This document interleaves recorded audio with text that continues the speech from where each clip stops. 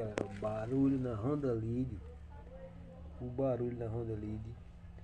Aquele barulho de ronquidão no motor. Aqui vai um rolamento que eu já tirei. Vou mostrar o rolamento aqui, ó. Aqui vai um rolamento. Deixa eu pegar o rolamento aqui pra vocês verem.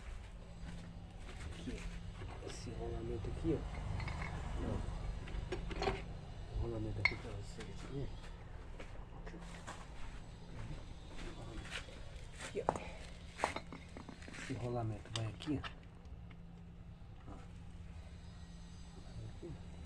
O rolamento que deu defeito nessa Honda Lead foi esse aqui, ó. Esse rolamento que deu defeito.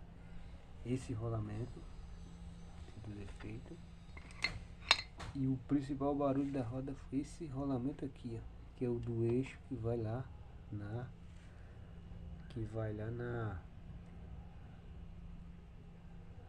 polia da embreagem, tá vendo? Ele deu defeito, ele vai aqui, ó.